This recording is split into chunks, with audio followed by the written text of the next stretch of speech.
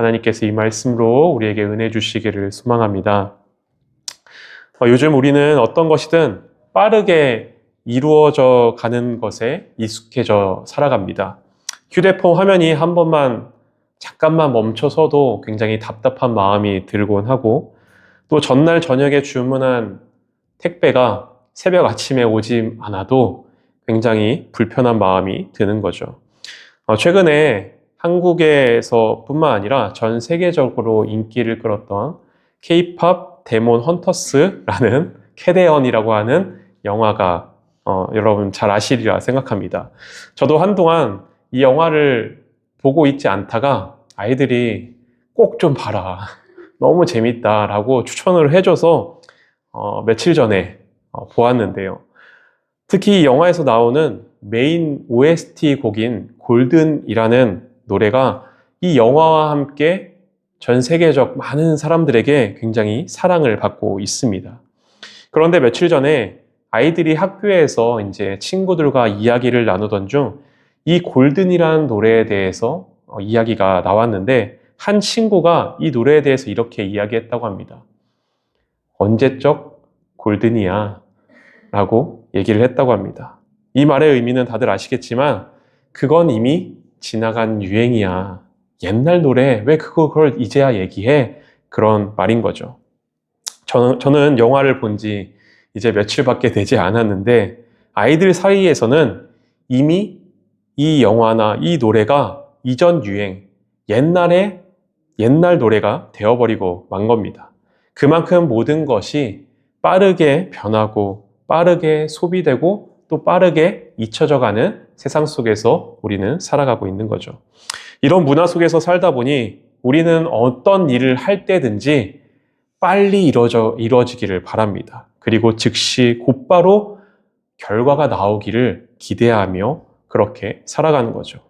하지만 어떤 일을 하든 내 기대만큼 변화가 빨리 또 일어나지 않고 내 노력에 대한 결과가 금방 나타나지 않으면 쉽사리 지치고 쉽사리 포기하고 또 쉽게 좌절하는 것이 우리의 모습입니다.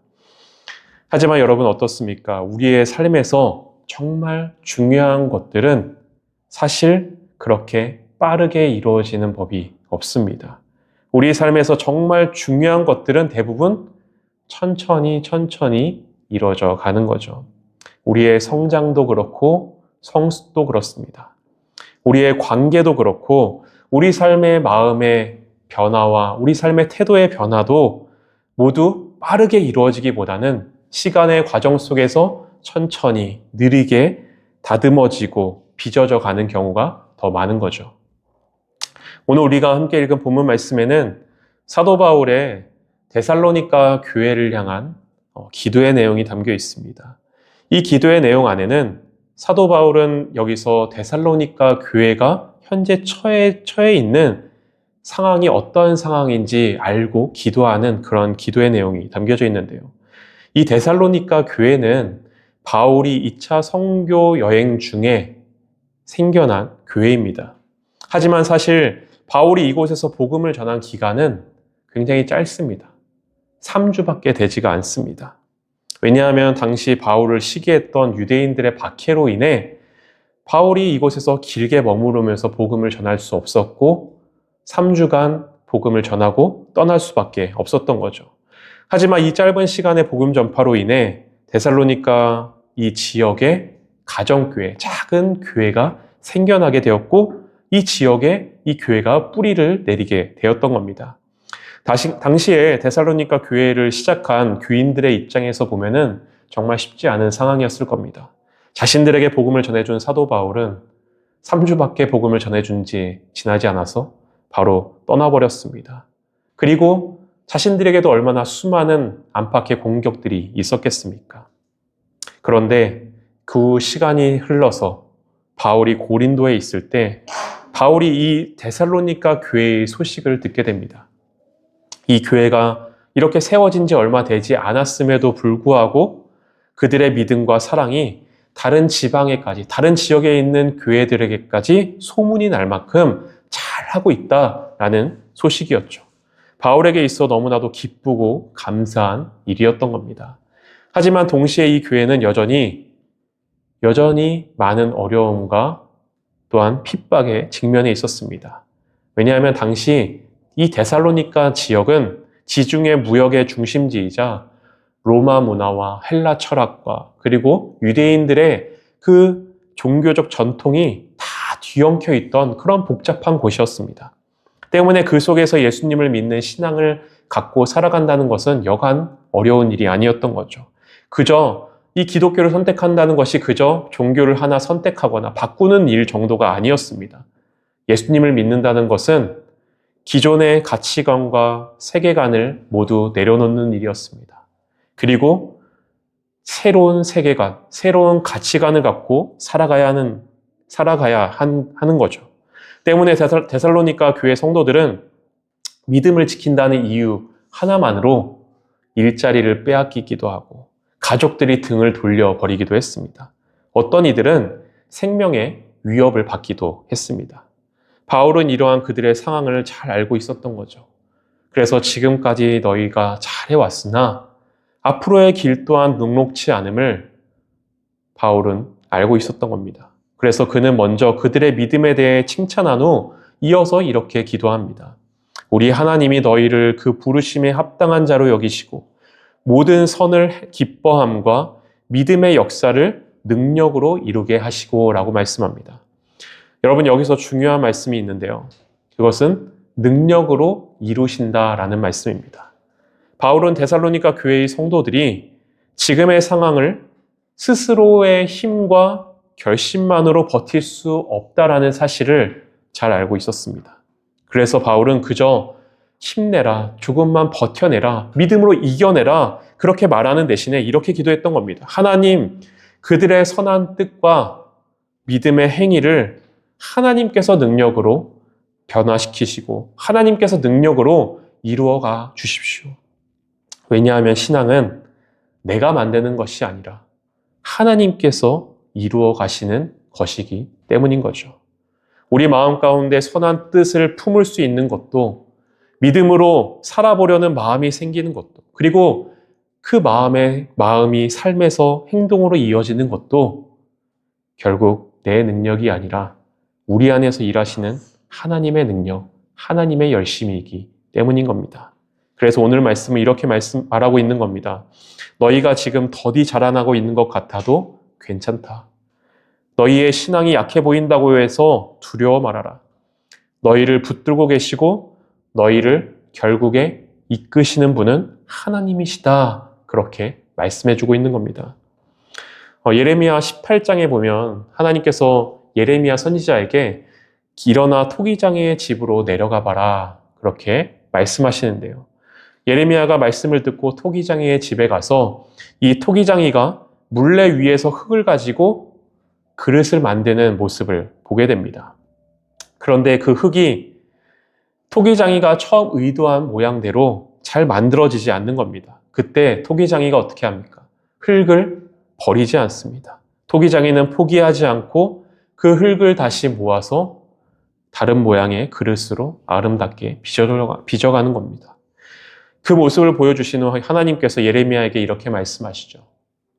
이스라엘 족속아, 이 토기장이가 하는 것 같이 내가 능히 너희에게 행하지 못하겠느냐?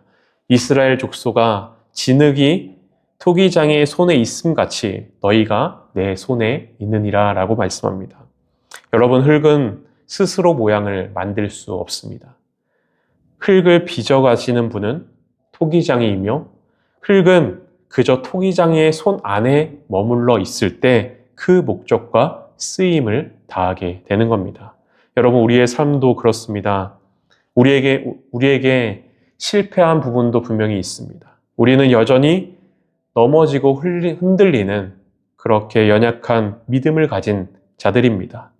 하지만 우리가 하나님의 손 안에, 하나님의 손에 붙들려 있을 때 하나님께서 하나님의 능력으로 우리를 붙드시고 다듬으시고 세워 가시는 거죠.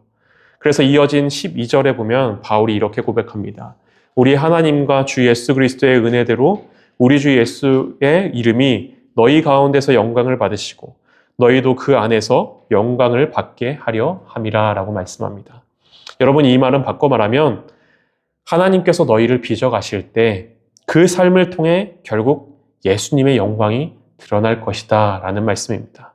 그리고 여기서의 성경에서 말씀하는 영광이라고 하는 것은 세상에서 말하는 대단한 성공이나 엄청난 화려한 성과가 아닙니다. 성경이 말하는 영광은 예수님의 마음이 우리 안에 보여지게 되고 예수님의 성품이, 예수님께서 걸어가신 그 길이 우리의 삶 가운데 조금씩 드러나는 것을 말씀해 주는 거죠. 즉, 우리가 예수님 안에 거하여 살아갈 때 우리의 마음의 생각과 우리의 인격과 태도, 일상의 작은 선택과 관계의 모습들 속에서 조금씩 그리고 천천히 하지만 분명하게 예수님의 모습이 형성되어져 가는 겁니다.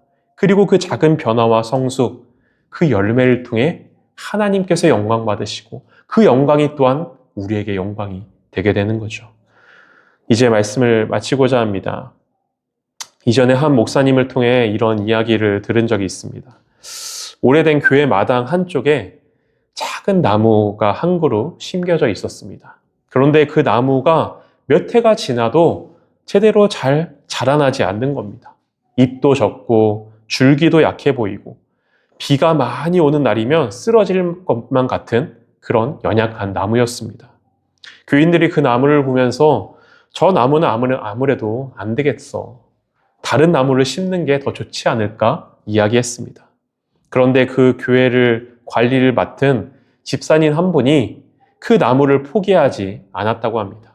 그래서 비가 오면 비를 맞지 않게 막아주고 더운 날에는 물을 주고 그리고 바람이 세게 불면 막대를 세워 묶어주며 시간을 들여 정성껏 돌봐줬던 거죠. 그렇게 몇 년이 흐르게 되었고 어느 날 교회를 찾은 이들이 깜짝 놀랐다고 합니다.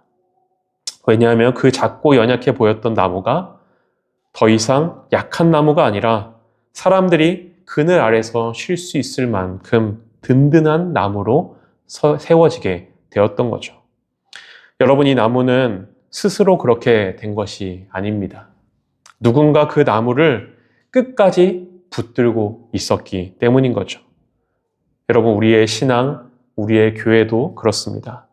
때로는 우리의 모습과 성장이 더디어 보이고 눈에 띄는 변화가 잘 빠르게 보이지 않는다 할지라도 하나님께서 우리를 붙들고 계시기에 천천히 그러나 분명하게 우리를 빚어가실 겁니다. 그리고 결국 그 일을 통해서 하나님의 영광이 드러나고 하나님께서 또한 그 영광 받으신 하나님의 영광이 우리에게 전달되어지는 놀라운 은혜가 우리 교회 가운데, 우리의 삶 가운데 함께하길 간절히 소망합니다. 함께 찬양하도록 하겠습니다.